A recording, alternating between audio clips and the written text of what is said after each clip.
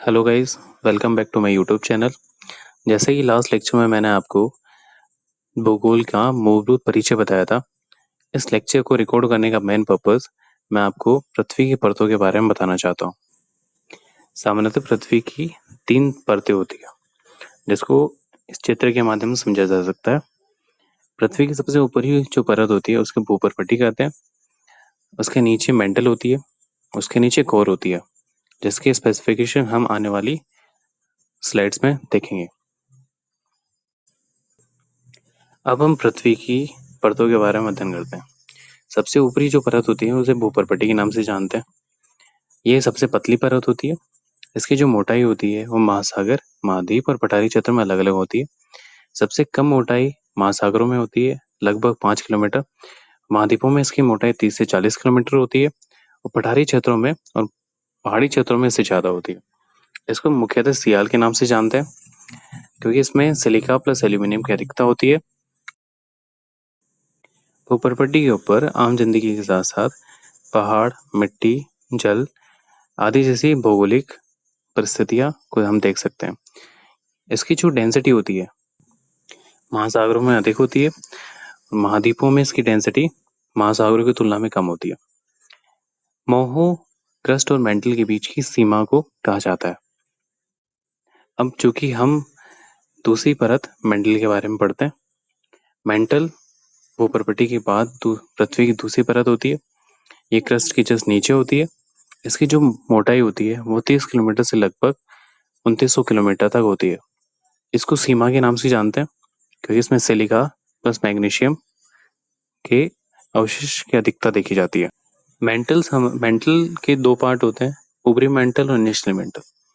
ऊपरी जो मेंटल होती है उसमें ज्वालामुखी संबंधी गतिविधियां देखी जाती है। इसमें जो लावा होता है उसमें चक्रीय गति करता है, वो विद्युत चुंबकीय प्रभाव के कारण करता है। ऊपरी जो परत होती है उसे दुर्बलता मंडल के नाम से भी जाना जाता है।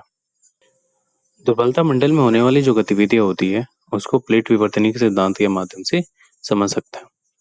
चूंकि पृथ्वी के परतों में मेंटल ऐसी परत है जिसकी डेंसिटी सबसे ज्यादा है। ये पृथ्वी के घनत्व का लगभग 83% भाग है।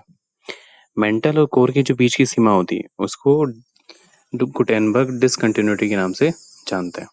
अब हम कोर के बारे में पढ़ेंगे। कोर पृथ्वी के सबसे भीतरी हिस्सा होता है।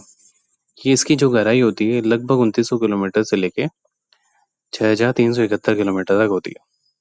इसको नीफे के नाम से भी जानते हैं, क्योंकि इसमें निकल और फेरस की अधिकता देखी गई है। जो कोर होती है, कोर के सामान्यतः 2 भाग होते हैं। एक आउटर कोर होता है, एक इनर कोर होता है। आउटर कोर तरल अवस्था में होता है, जबकि इनर कोर ठोस अवस्था में होता है। ये हाई डेंसिटी और हाई प्रेशर की वजह से स्थितियां बनती है।